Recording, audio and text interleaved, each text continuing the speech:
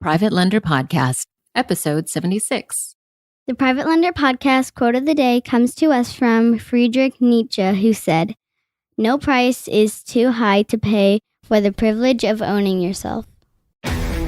This is the Private Lender Podcast, the show that shares practical advice and know-how for new and seasoned lenders, from private mortgages on single-family houses to joint ventures on commercial projects and beyond. Discover details about investment vehicles that you won't find at your local bank or online broker. Listen and learn from private lenders and real estate investors, as well as from professionals and entrepreneurs, as they share the details, strategies, and the insight that allows for successful and prosperous lending. Now, get ready to increase your ROI. Here's your host, Keith Baker.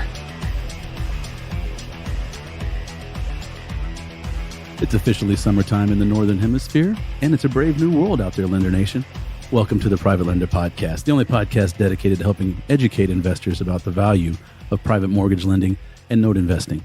My goal is to create private lenders and to show them how to help keep their money safe while building wealth with old world pragmatism and without banks or Wall Street. If you're looking for a way to learn how to build wealth by utilizing time-tested methods in this ever-changing world and digital world, then my friend, you are in the right place. My name is Keith Baker, and you're listening to episode 76. And I'd like to thank you and welcome you, actually. I'd like to welcome you and thank you for sharing your time with me today. This episode is yet another first on the Private Lender Podcast, as I have the honor of interviewing Nate Hare from the Quest Trust Company, formerly Quest IRA, but now Quest Trust Company, the first repeat victim on this podcast. That's right, first repeat interview. So let's jump right into it. Lender Nation, I'd like you to put your hands together, unless you're driving right now. But if you're running, you're on the treadmill. We have the first ever two-time guest, a repeat guest on the Private Lender Podcast. Please help me welcome Mr. Nate Hare from Quest Trust Company. Nate, welcome. How's it going? Thank you. Thank you very much. Well, Nate, welcome back to the Private Lender Podcast. Thank you so much for coming on. And we're going to get into some really cool topics of today related to private lending and not only self-directed IRAs, but other accounts that are just as, or if not more powerful than a self-directed IRA. So just a real quick refresher, if you want to go back and listen to Nate, it's episode 7. Right out of the gate, they came on and supported this podcast. So thank you guys for that. And now with that, I'd like to turn it over to you, Nate, and tell us all about, in 30 seconds or less, all the wonderful world of self-directed IRAs and other accounts. Sure. Self-directed IRAs is the business that we're in. And it's kind of funny how I ended up in this business. I never had any idea of self-directed IRAs and I never had a plan to get into the business because I was a lender like you. I worked for big banks, small banks. I was always interested in lending and numbers and real estate. And then I found this great company, Quest Trust Company, who taught me about doing those same type of investments, lending, buying real estate, and all the things that we like to talk about, but do it completely free, tax-free within retirement accounts. And that's what we call a self-directed IRA. Self-direct is just a marketing term. Most people don't realize it has no legal meaning behind it. We just allow people at Quest Trust Company to use their IRAs or old 401ks or other retirement accounts to buy notes, buy real estate, or buy non-traditional assets within the retirement account and reap all the tax-free benefits that the IRAs give it. And so thank you for doing that, because without Quest Trust, we wouldn't have this podcast. We wouldn't be here now. You know, you guys are the ones that got me started down this road many, many years ago. And Quincy was holding small classes on Tuesday nights, I believe.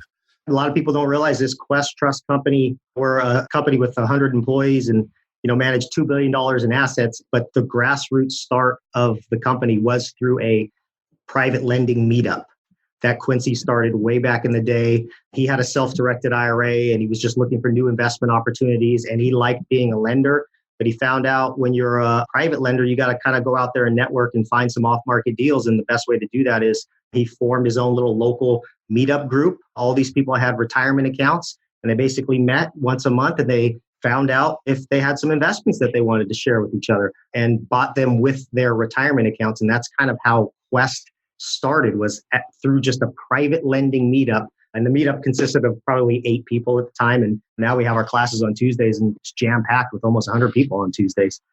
Yeah, no, you guys have definitely come a long way. I say a short amount of time. I mean, consider you not only have to make your potential client aware of your existence, but you've got to show them, hey, look, this is a good thing, because it says very few people know outside of Wall Street or Schwab or Fidelity what you can do. So that's why Every moment, every chance I get to help promote Quest, I do. And likewise with you guys, because you guys have a big party coming up in a couple of months, don't you? Oh, you're talking about the expo? Yeah. Oh, yeah, that's a party, man. I'll talk a lot about that probably through the show if you don't mind. Not at all. Not at all. One thing that makes Quest Trust Company special is that even though we manage retirement accounts, we don't sell investments like your Fidelities and Charles Schwab's. We don't have investments to sell our clients.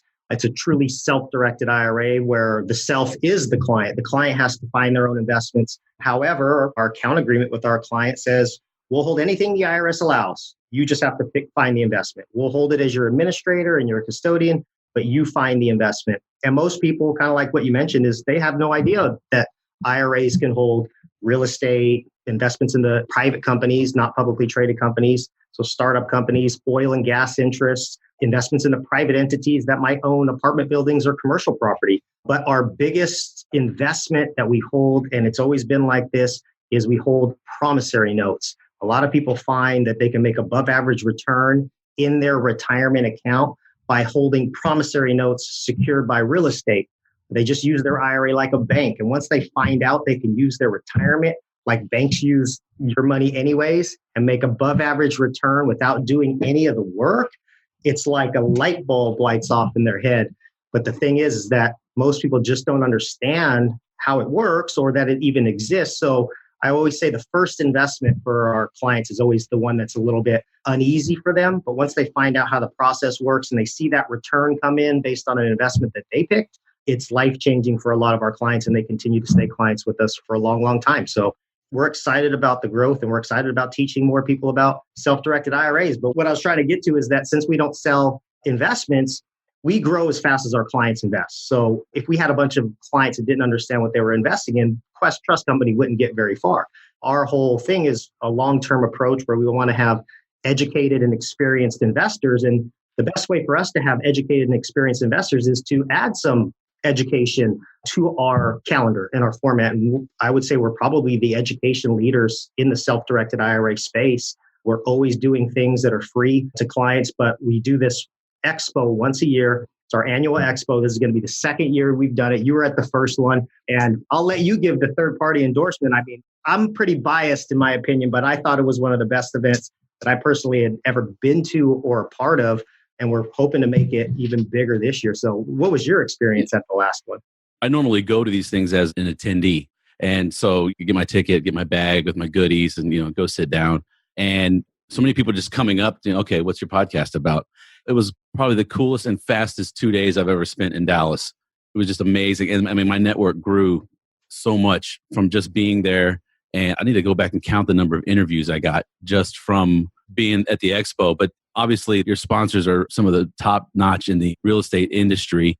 The presentations were amazing, especially the panel that I sat in on. I thought that was the best part of the show. But anyway. Of course. I think there's a pretty good moderator in that panel, too. I think there was I think his name's Nate. Yeah. And that was great. Love that guy. I immediately went to the marketing folks afterwards. I said, I'm in. Next year, I'm in.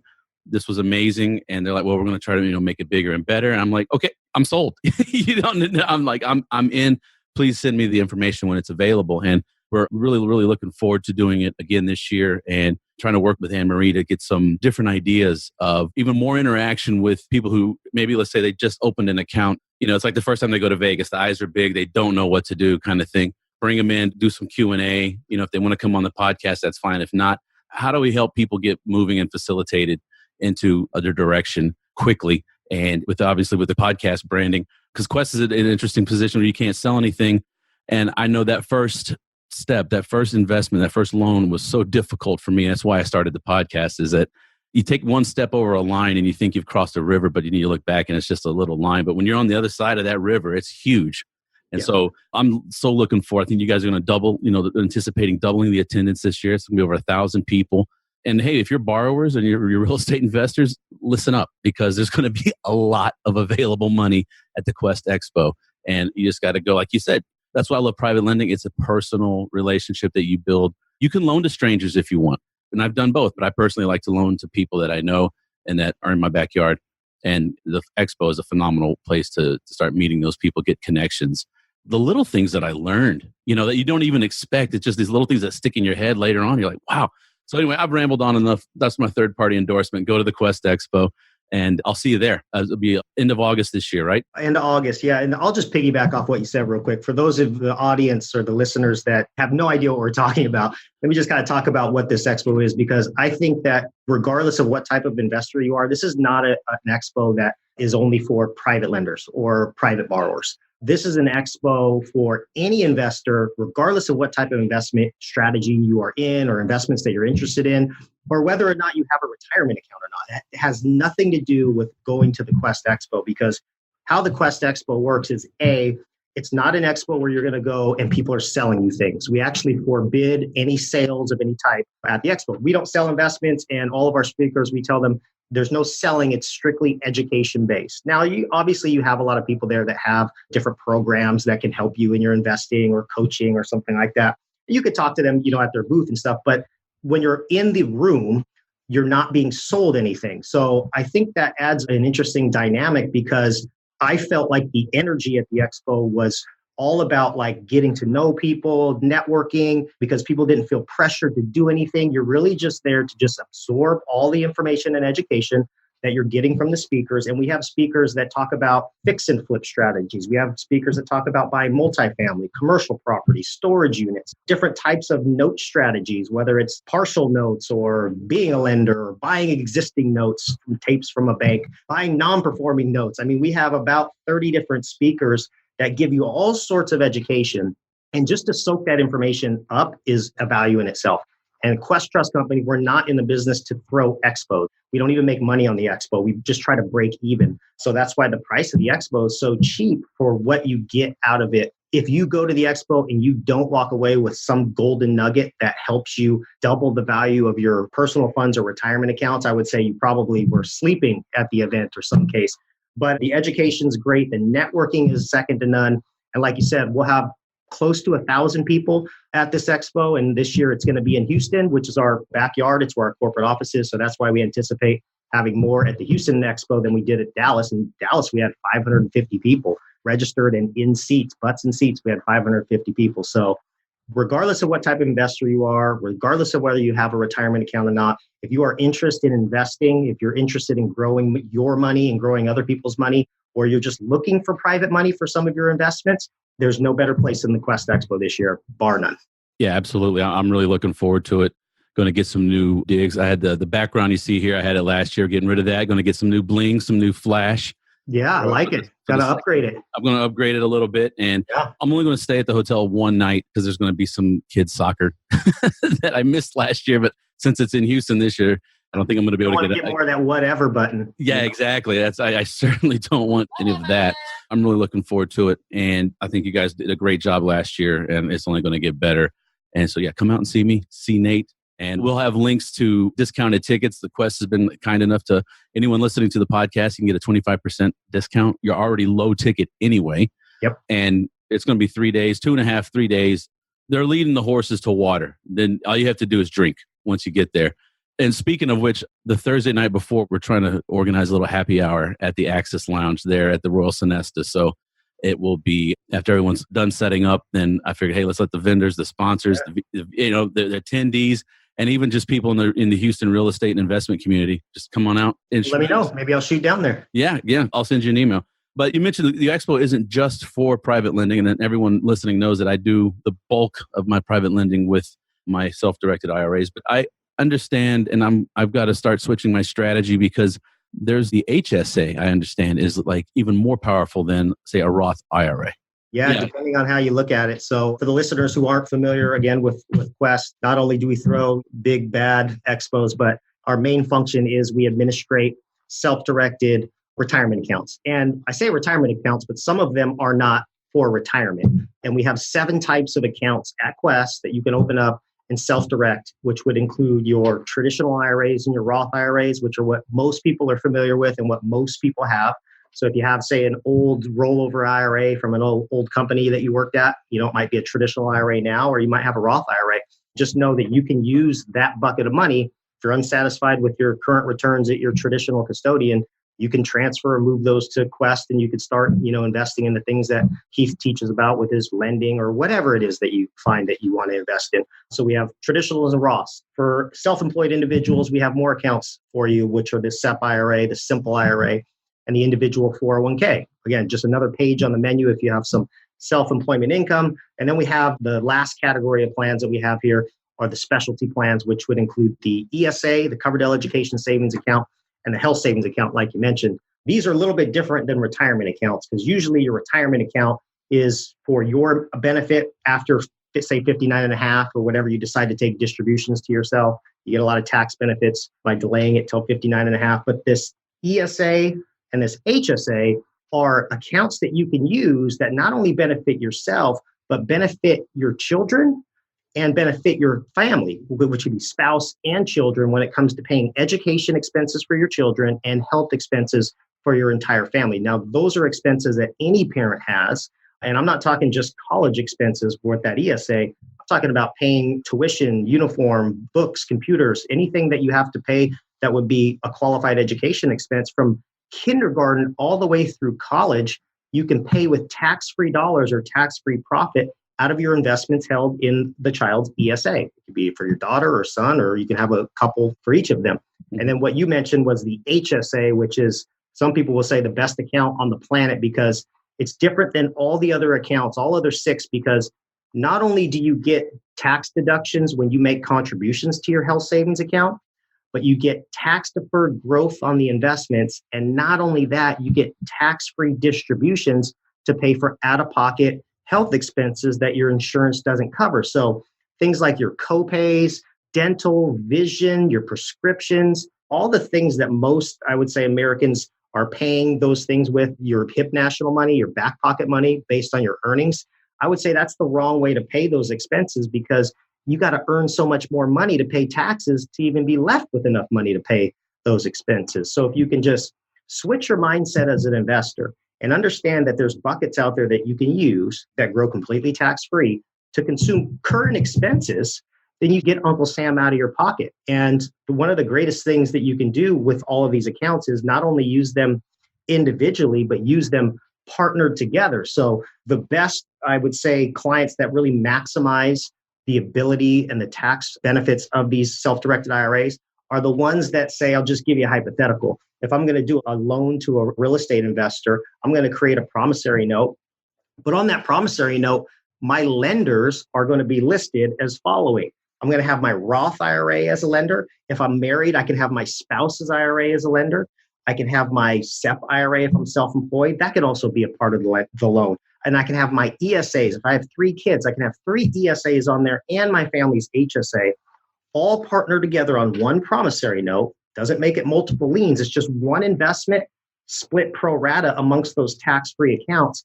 And the beauty part about it is when the borrower makes interest payments back on that note, those interest payments get split up pro rata and it's all tax-free dollars. And with the HSA and the ESA, I can take the profit out immediately. There's no seasoning. I don't got to wait. I can just take it out and pay existing expenses that I have for my kids or my family, and it's all tax-free. So if you can understand how to do that as an investor, not only can you realize that you can put non-traditional assets in these investments or in these accounts, but you can reap the benefits immediately and start paying for current expenses with tax-free dollars. And it's life-changing if you can really apply that knowledge. And again, a lot of this stuff will be taught at the expo. Shameless plug. No, absolutely. I mean, I could say when I'm not going to be at my table in my booth is when you're talking about the HSAs because of our situation. We've been put into a very high deductible insurance plan, which is fine, but we also have the HSA account. And when you have kids, some years are better than others. I tell my kids, like, I don't want to hit deductible this year, please. But you save that back. And now let's say you got to have an MRI or a little bit of surgery or something. I am over 40 now, so I don't have surgery, I have procedures. If you go back to the old Billy Crystal. I'm with you on that. Yeah. It was at City Slickers. Billy Crystal had his mental breakdown at his kid's school. But anyway, my daughter had a sports injury. Okay, let's go get an MRI. I was like, well, I'm automatically thinking that's $1,000. But wait a minute. Sure, I'll go ahead and put it on the credit card now, but then I can pull that $1,000 immediately back out of my HSA and pay for it. That's kind of like the light bulb moment for me. Now it's like, okay, how can I leverage this HSA even more? So it's okay. I'm going to start just putting everything I can back because it's like contributing to a 401k in the sense that, and correct me if I'm wrong, but if I put $5,000 into an HSA, it reduces my taxable income for the year by $5,000. Yep. And then if I use it to pay with out of that account, I'm not taxed on any earnings. So nope. So there's no reason you shouldn't put it in the HSA because you just get the deduction just by dumping it in there. But you can still use the same $5,000 that same day if you want. Yeah, it just kind of scares me that the government allows this. Did they know what they were doing? I mean, really? Sometimes. Honestly, it's just one of those things. And that's why I get kind of excited about this stuff. I mean, I never thought I'd be an IRA nerd, but it's kind of exciting to know that you can actually take advantage of these things. And yeah, like you said, you kind of think how do they allow people to do this? Well, here's the thing is, most people don't even realize you can do it because it's not like it's blasted on your mainstream media about how to do this. You really have to just go out and kind of educate yourself or learn from people that understand it. And I was thankful to be able to learn from Quincy and Nathan Long, who are the owners of our company that have been studying this stuff and putting it in play for decades. So learning from them has changed my life and understanding how I can use my investment knowledge and apply it to these accounts that are available to just about anybody and greatly reduce the tax liability to me as an individual. And since we're on the topic, let me give a little more foundation to anybody that's kind of interested in this HSA. Well, please do. Yeah. So what an HSA is, it's just a savings account. It's not a replacement for your health insurance. And Keith kind of mentioned he's got a high deductible health plan. That's actually one of the requirements to have an HSA. You have to have what's called an HDHP, high deductible health plan. Just call your health insurance provider, ask them if your plan is HSA compatible. And a lot of people nowadays, they have an HSA through their job. So I get this question a lot. I have an HSA through my job. Can I self-direct that? You can. You just can't self-direct it while it's being administrated by the people who set it up, because typically they're not going to hold non-traditional assets. But you can have as many HSAs as you want. I have an HSA at Bank of America, for example, but I also have an HSA at Quest. The difference with those two is the HSA at Bank of America, I just keep my extra cash in there. It's not really invested by me because there's not investments that I would pick, but I do get the debit card. So I get to swipe it in case I need to buy some prescriptions or something like that. But if I want to use my HSA money to do a private loan to an investor or buy a rental property, I need to have an HSA set up at Quest. And I can move money back and forth between those HSAs as much as I want. It's just a transfer. You don't have to report those to the IRS. You can move money back and forth between a Quest HSA and a Fidelity HSA. And again, the benefits are when you make contributions to the HSA, you get a tax deduction. It's fully tax deductible dollar for dollar. And the contribution is based off of who's covered by your insurance. If it's just a single person HDHP, it's just like, for instance, I just have me on my insurance. So I'm maxed out at $3,500 for somebody who's single. If you have a family plan, so it could be you and just another person, you and spouse, you and child, it's $7,000. And they also give you a catch-up of $1,000 once you reach age 55. So if you're 55 and you've got a family plan, you can contribute $8,000 and it's fully tax deductible. So if you think about it like this, without even getting to the investment part of it yet, if you've got some dental work or some eyeglasses that you need to buy, instead of reaching right in your back pocket to pay it, that's the wrong thing to do because you're taxed on the money in your back pocket. First, dump it into your HSA and take the tax deduction. It's actually the one account that we contribute to first. Before I contribute to my Roth, I contribute to my HSA because I get a tax deduction. There's no reason why I wouldn't want to max out my HSA every year. But the additional benefit is having it in the HSA, I can grow it on my terms through private money loans or investing into oil and gas interests or whatever it is. And here's the cool thing about it. There's so many cool things with this HSA is that I could nickel and dime my HSA out of all the profit that I get and pay for each little item that I have when it comes to a qualified medical expense. Or I can do this. They actually allow you to do this, which is so cool, is that you don't have to take out money out of your HSA. You're not forced to take it out to pay all those little expenses. They'll actually let you take a distribution at a later point in time to reimburse yourself for expenses you incurred, provided you have the HSA set up the entire time with the HDHP. So here's a scenario. Let's say you have an HSA, you set it up today, and fast forward 20 years in time and say the rules don't change. You could take 20 years of tax deductions by just putting the money in there. You can continue to let it grow. And as long as I'm not taking distributions out, I get to grow my capital faster because I get to compound it on a larger amount of money. So my bucket grows faster if I don't take money out. And then meanwhile, over that 20-year time period, I'm just saving all the receipts for anything that I have to pay. Buy some glasses, save the receipt. buy some prescriptions, save the receipt. Got to pay some copays, save the receipts. And then 20 years down the road, I can just take a big fat tax-free, penalty-free distribution and reimburse myself for everything in that drawer. And it's perfectly within the rules. So it's like having a second Roth in retirement. Think about just taking $20,000 out of your HSA to reimburse yourself for expenses you paid in the past, but take the 20 grand and go to Europe. Take 50 grand out, buy a new car. It's so cool how you can just defer the distribution until the future and you still reap all the benefits. And there's one other cool thing is that you can fund your HSA one time in your life with a transfer from one of your traditional IRAs, which if the smart people caught that is if you've got a traditional rollover IRA and you've got a medical emergency, if you take money out of your traditional IRA, you're taxed and penalized when you take it out of there. But if you just move it to your HSA first, you can take it out of your HSA tax-free and penalty-free. So you're moving it from a taxable bucket that you can't use until 59 and a half, and you're moving it to a tax-free bucket that you can use today. And I know what all the evil rich listeners are thinking right now, like how much can I move? Can I move my entire traditional? Unfortunately, you can't. You can only move up to whatever the contribution limit is for that year. So if you haven't made your contribution, right, and you're a family plan over 55, you can move $8,000 over to your HSA and immediately use it and not get taxed on that $8,000, where you would be taxed if you took it out of your traditional IRA. So cool. Not a lot of people know about it. That's definitely one of the topics I wanted us to touch on today, was because I thought the Roth IRA was the best thing since sliced bread. They're both cool. You know? I think the power play is Roth IRA, HSA, and if you've got kids, ESAs. Yeah, absolutely. Another question I wanted to get across before I forget and before I can't read my handwriting anymore. Let's say my Roth self-directed IRA that I have with you guys at Quest.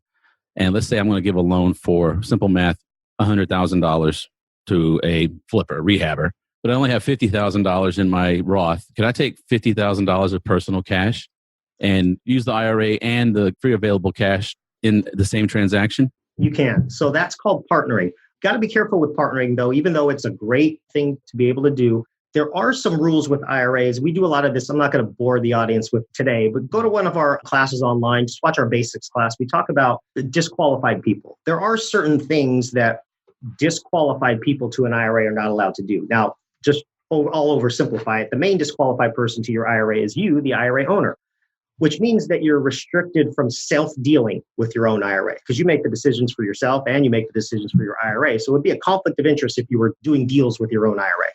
Mm-hmm. So that just means that you can't be on the other side of the fence when it comes to a transaction.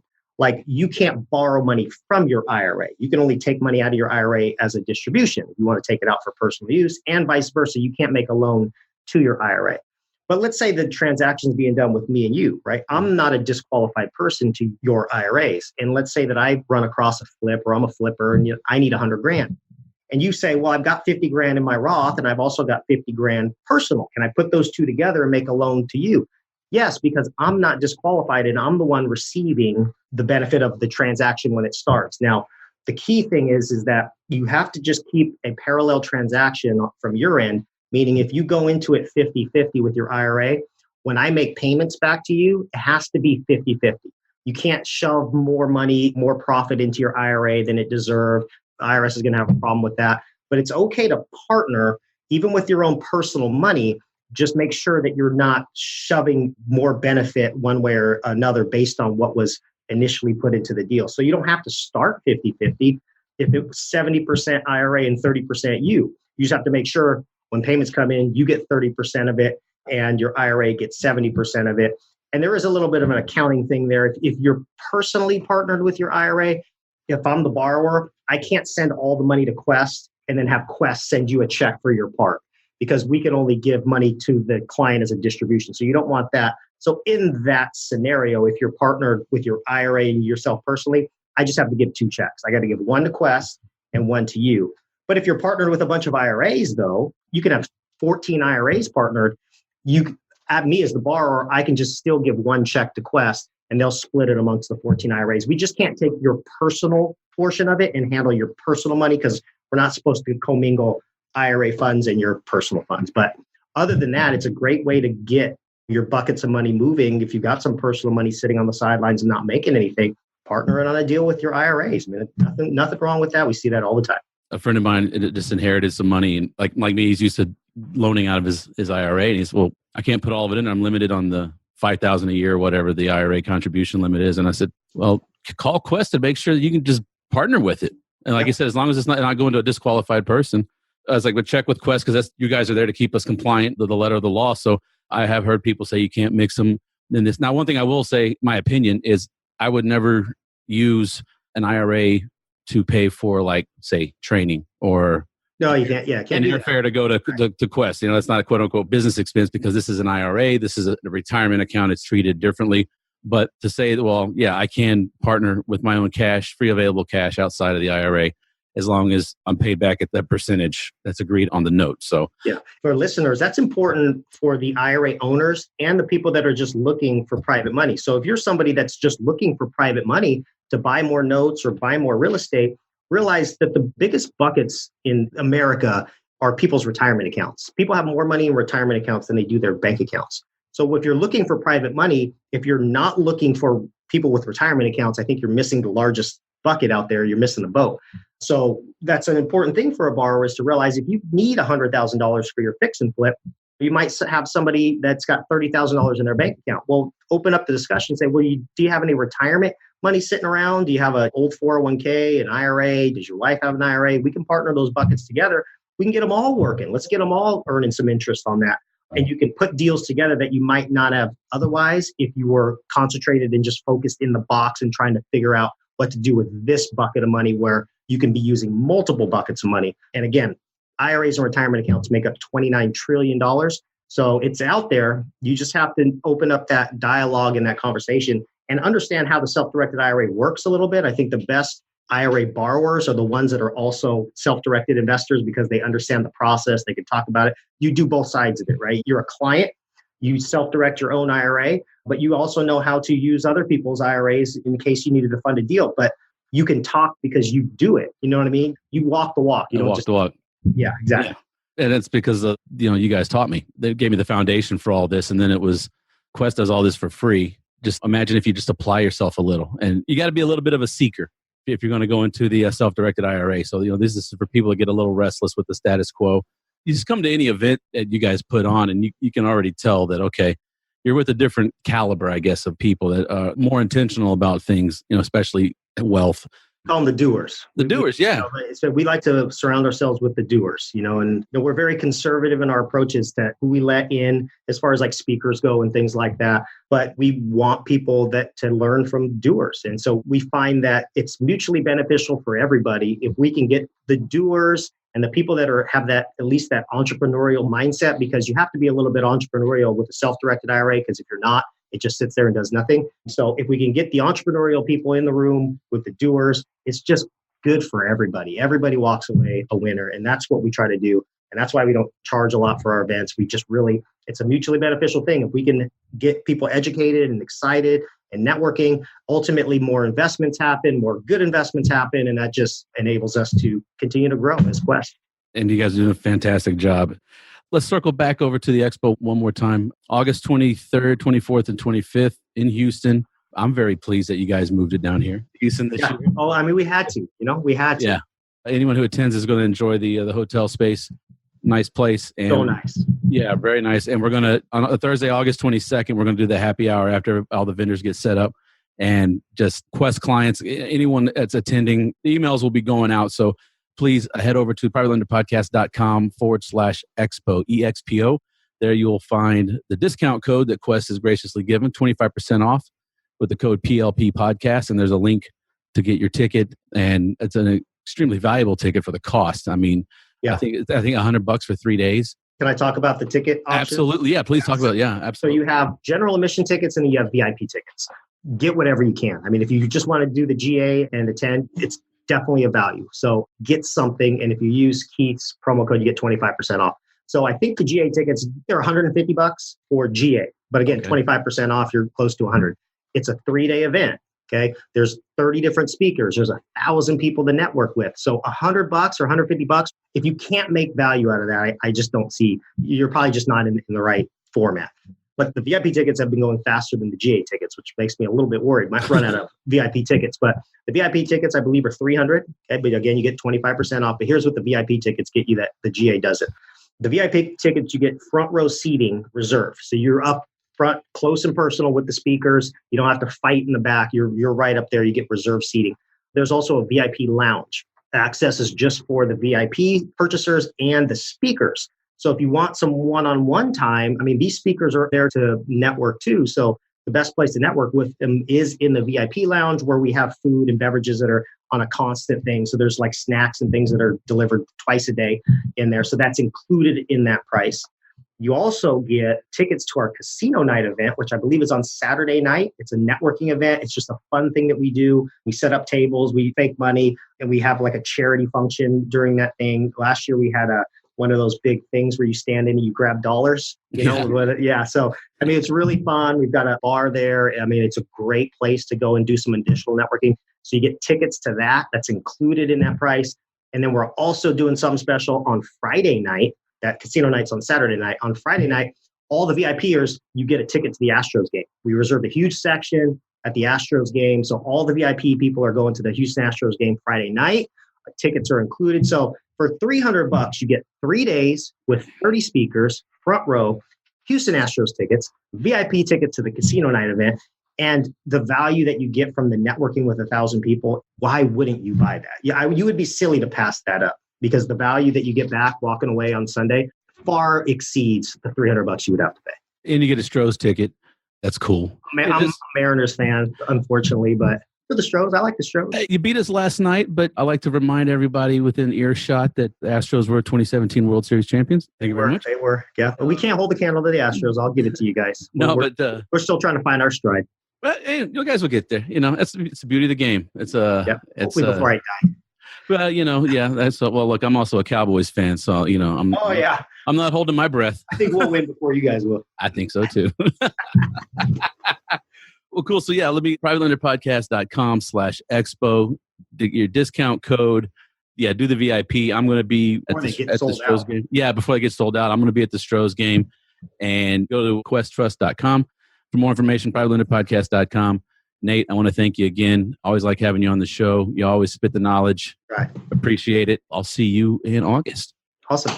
All right, man. I appreciate it. Always good to spend some time with you. Can't wait to see that big smile in Houston. All right, man. We'll see you. Take care. Take care. And there you have it, my faithful listeners. I want to thank Nate Hare for coming back on the show. Please go to privatelenderpodcast.com/expo. That's EXPO. You can get the link to the tickets.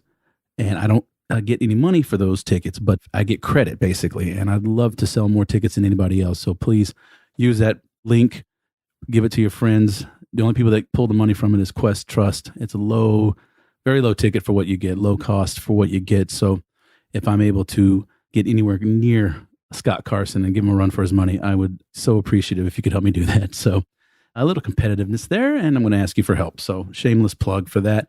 But if you go to privatelenderpodcast.com/expo, you'll get the link. And don't forget the promo code PLPodcast for 25% off your ticket.